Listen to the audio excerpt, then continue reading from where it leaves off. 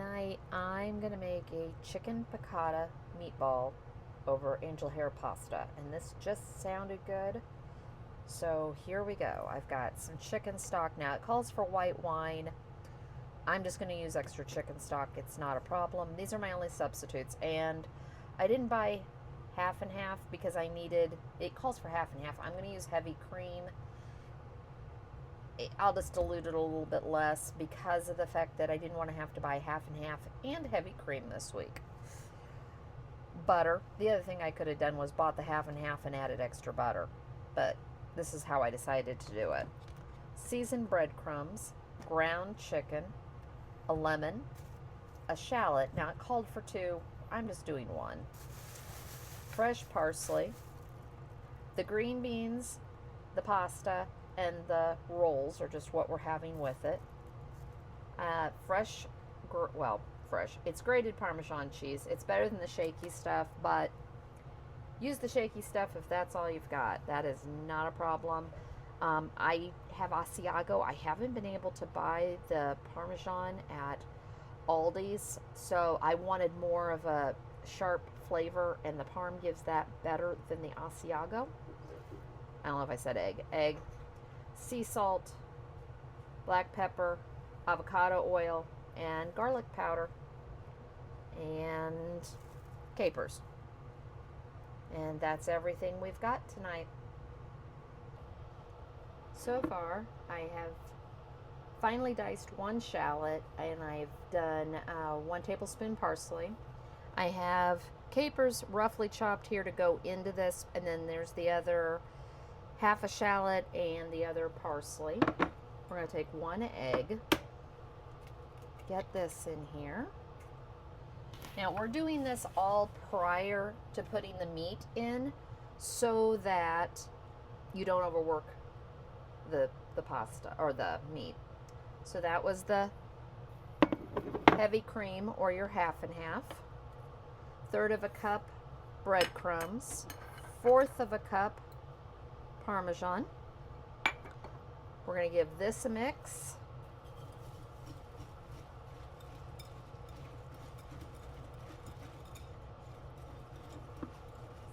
And that's what it's looking like. Now I'm going to grab this of the capers, and I've roughly chopped them. And then we're going to put more capers in at the end. And you don't have to. I always keep capers because we like shrimp scampi, and we use the brine in the shrimp scampi, and it's just for some flavor. So I'm going to take this pound of chicken, ground chicken,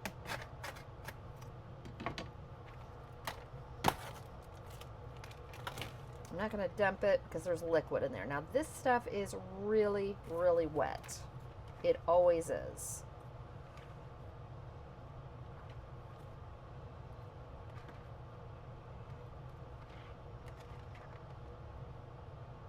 Drives me nuts of how wet this stuff is. Okay. But then again, we're making meatballs, and we're just going to get all of this out, and we're going to use our hands because that's what they're for.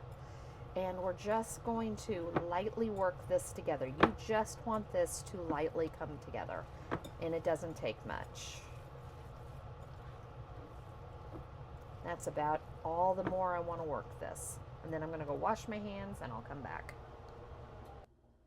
I forgot to season, but I had to get my hands clean anyway. So we're going to throw some salt, and then we're just going to lightly retoss them again, and that is really about it. Garlic powder.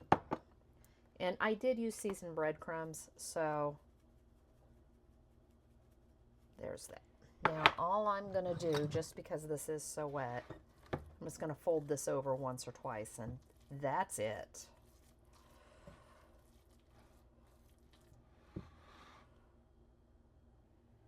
I've got the pan going, and all I've done is added some avocado oil, or you could use olive oil or whatever you've got. Now the trick to meatballs, my hands are slightly damp.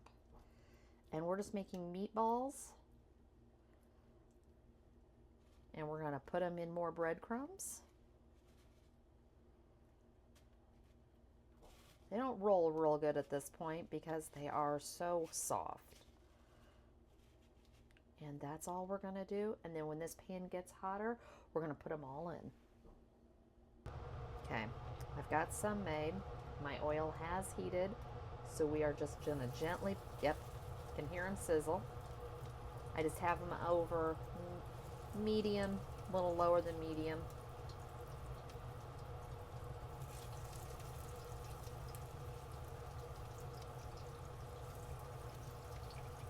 We got to tilt the pan just a bit, get some oil. There.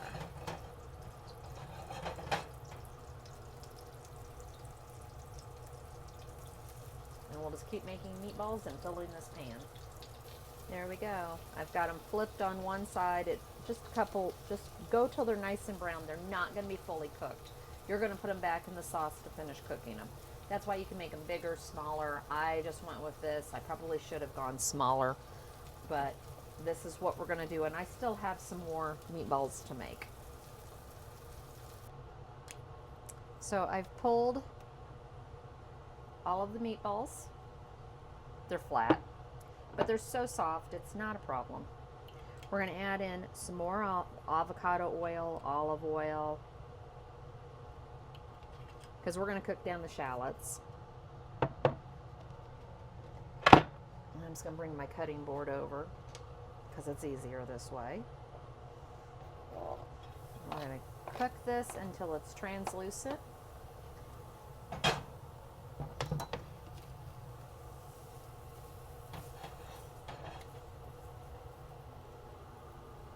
Now that we've got the shallots, I'm going to add in the chicken stock. And as I said, I am not going to use white wine. So that's just the 2 cups of chicken stock. And we're going to get this up to a boil, and then we're going to add and let it go ahead and add the meatballs back in, and we're going to let it reduce at that point. Okay. This is almost up to temp. We're going to go ahead and add all the meatballs back in. And this is what's going to finish cooking them. Like I said, I didn't do well with meatballs, but, you know, it's what it is. And we'll get them all back in this pan and get them to reduce by about half. And at that point, like I said, it's going to cook the meatballs. I've gone ahead and turned this off. We're going to add in the butter, the cold butter, and we're going to whisk this in.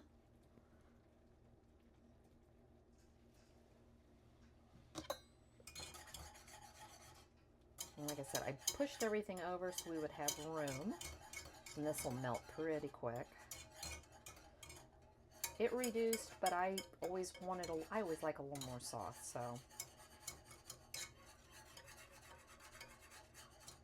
Get this all whisked in.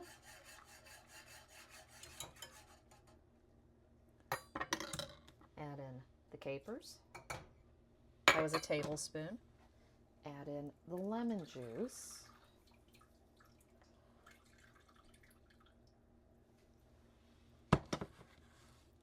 Add in the parsley. And you've got your sauce. Now I've got angel hair pasta over there, and I went ahead and decided we don't need the green beans. So we're just having this for dinner with some bread.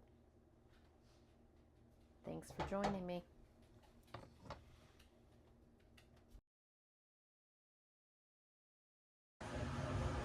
Tonight, I'm going to do a honey garlic pork tenderloin, and I was only going to cook the one, and I was going to do it on a sheet pan. I've changed my mind, so we're going to do this in a baking dish, and I'm going to do a marinade with it that'll cook down, and it's soy sauce and honey.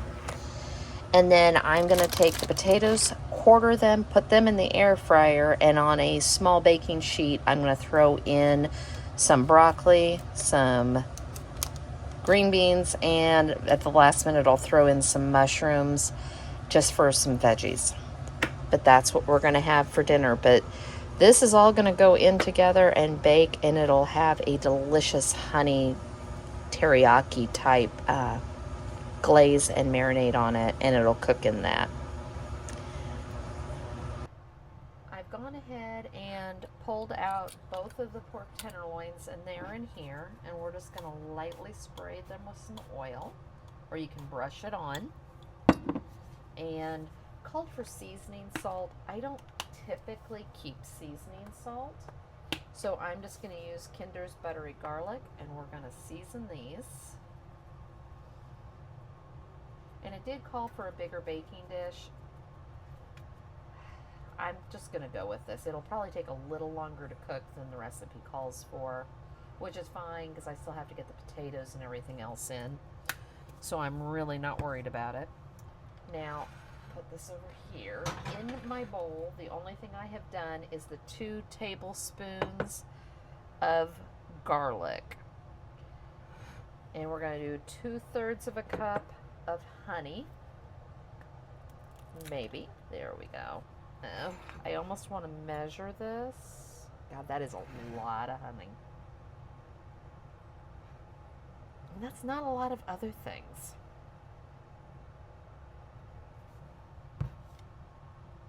Okay, I did double check. It is 2/3. We're just going to do 1/3. I went ahead and read quite a few of the comments, and several people only used the 1/3 and said it was plenty. I just don't want it real sweet, I think is where I'm going. If you want it sweeter, then by all means use the 2/3. And yes, I should have sprayed this with some oil so it would have come out better, but it's fine.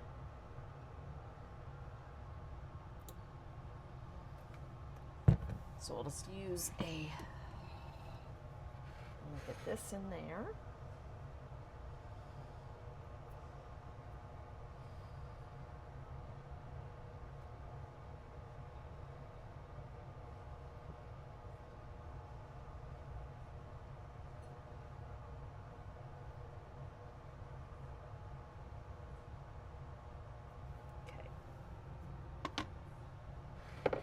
Next, we're going to do a 1/2 cup of chicken broth. I am actually measuring stuff tonight. I don't always when I cook, but I would rather measure since I'm doing a recipe I haven't done in a very long time. I'm just going to go ahead and get this started mixing because I've got all that honey in there. Alright, next is 2 tablespoons soy sauce. You could also use coconut aminos. I do find with coconut aminos they're a little sweeter, so I would have actually cut back on the honey if I'd been using that. And I'm going to be bad and add just a little bit more. I've already added the 2 tablespoons of garlic, like I said. 1 tablespoon of apple cider vinegar.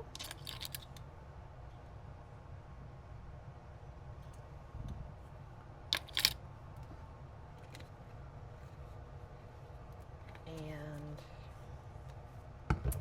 it says crushed red pepper. It says between 1/4 and 1/2 teaspoon.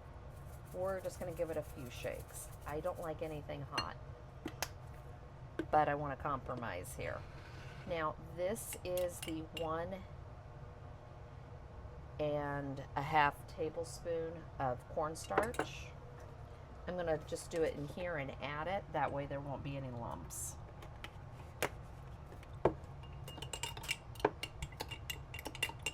Give this a mix. As I said, I'm just trying to prevent me trying to get the lumps out in there. Anywhere I can save myself, I do. So we'll give this added, and then we'll give this a good stir. And then that just goes on, it goes on the sides. You don't really want to get this on top of it, only because what you're trying to prevent is you want the top of the pork roast to brown. So if you pour this over the top, it's just not going to brown. But otherwise, if you don't care, you don't care. And trust me, when I'm trying to get dinner on the table, I don't always care. That doesn't fit, but it fits back in that one. So I'm going to try to be very careful. And I just put my hand in all that honey. Put it there. Put some in the middle. Like I said, I didn't use as big of a pan as I could have.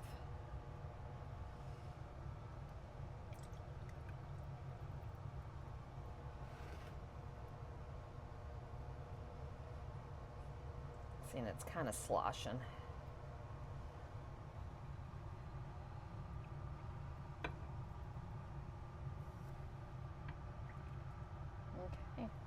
That's now going to go in an oven at 400 for probably about 30 minutes. It says 15 to 20. I'm going to start checking on it at about 15 to 20. I guarantee you it's going to take longer. So inside my silicone air fryer basket, I've decided just to do the potatoes. And all I'm going to do is spray them with some avocado oil. And we're going to season them, and then I'm going to pop them in the air fryer for about 25 minutes on the air fryer setting, which I think is 425. And then I'm going to do the same thing with the vegetables, but I'm going to put them on a sheet pan and put them in the oven. And I'm debating, I might add an onion. I haven't decided. I really like roasted onion. So we'll just give this a good shake. Like I said, this is just these are quick, easy sides. And my husband said he made a steak the other night for himself. He said it was almost green with this stuff. And he said, and it tasted absolutely wonderful. So, I guess I'm not going to worry about over seasoning this. Give these another little shake. And I'll pop these in the air fryer.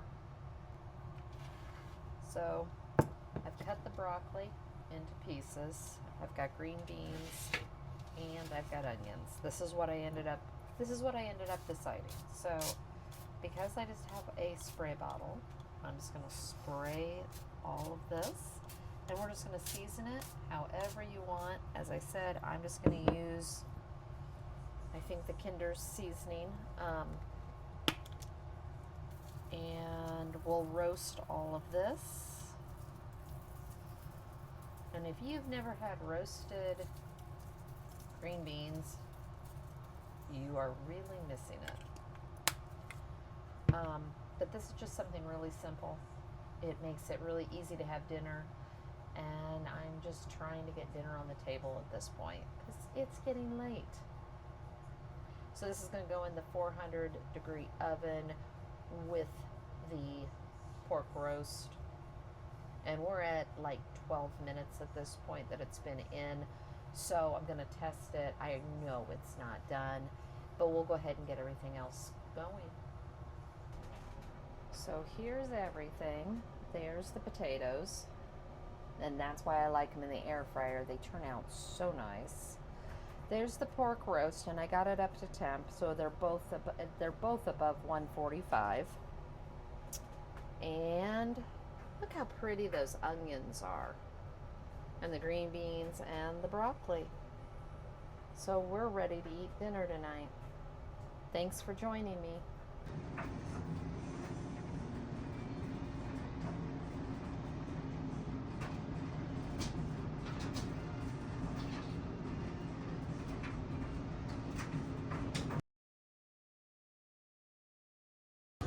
Tonight, we're just going to do a real simple Philly cheesesteak tortellini with a mozzarella cheese sauce. It called for provolone, but I decided to do mozzarella instead. So this is, they're called quick steaks. But for this, you could literally use leftover steak, The shaved steak you buy, this is the frozen that I get at Costco, and it is called Gary's Quick Steaks. If you've seen them, you get like 3 or 4 of, I think it's 4 of these in a package. But just something really easy. I could also see using ground beef in this if you needed to. I don't see a problem with it. I've got a pepper that was left over. I only have 1 pepper, so we're gonna do some mushrooms, some onion. I've got some oil. Our favorite seasoning right now is the Kinder's buttery garlic and herb. I've got some heavy cream, mozzarella, and some tortellini. And we're going to cook the tortellini in some water, and then we'll throw this together. In my pan, I've got a heating, and I have added some butter and some avocado oil. I also have a pan next to this of water that's up to a boil, so we can boil the tortellini. It only takes a couple minutes. I've got that entire pepper. I only did half of an onion because that onion was kind of big. We're gonna throw this in. Toss some salt.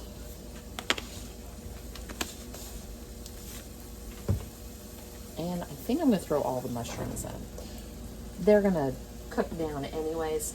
The other side to this is you could add as many veggies as you want in this. You could also add whatever vegetables you want in on this. It doesn't have to be a Philly cheesesteak.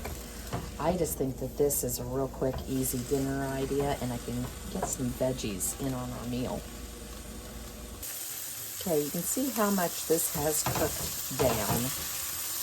And that's why putting vegetables as much as you want in here really isn't a problem.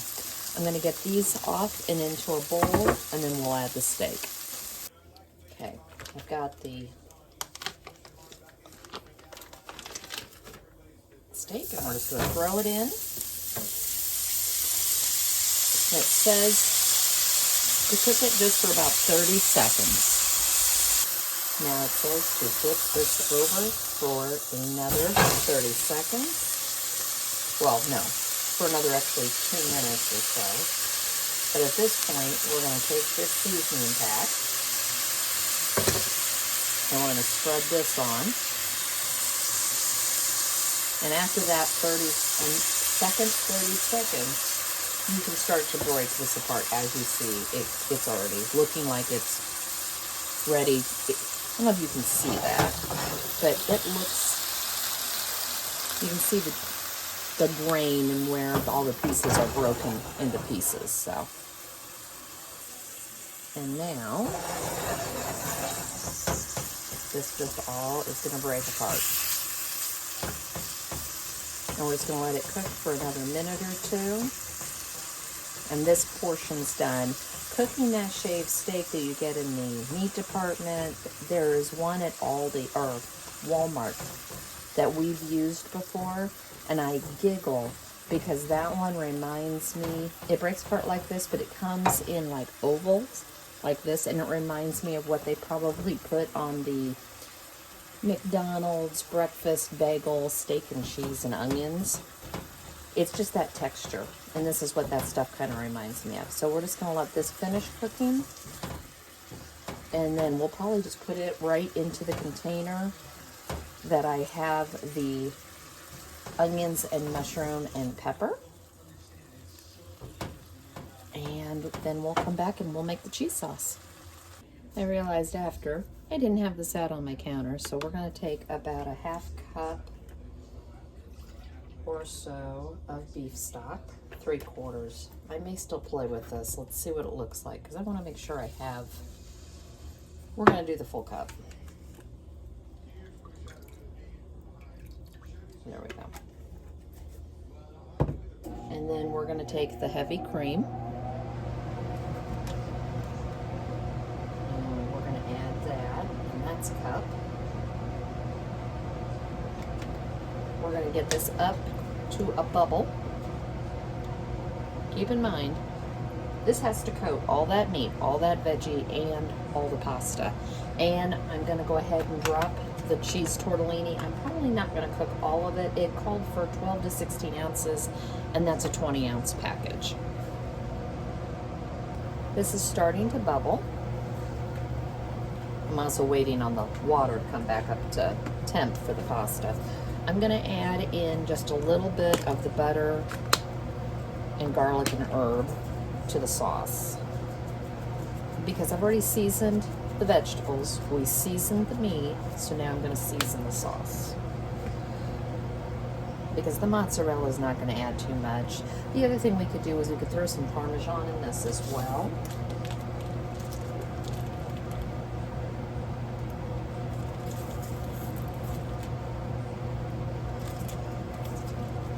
Still might. I haven't decided.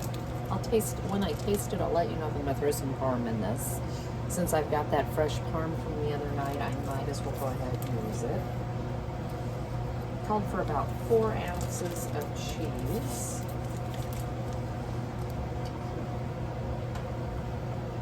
And the fresh mozzarella should melt really nicely too. That's the other piece of this. I did make the decision. We're going to add in some of the parm. I think it'll just add to it. It doesn't call for it. Like I said, it called for provolone. But provolone's really stringy when it melts, especially into like a cheese sauce. And that's what all the comments. It's one of those things. I read comments when I'm looking for new recipes because you just never know what someone will comment. Might also be an improvement. This is almost ready, and our pasta is almost ready to be added. Okay, I've got the pasta in here, the sauce. I went ahead and drained off whatever liquid is in here, just so. And now we're just gonna give it a stir. And that is how easy dinner is tonight. Thanks for joining me.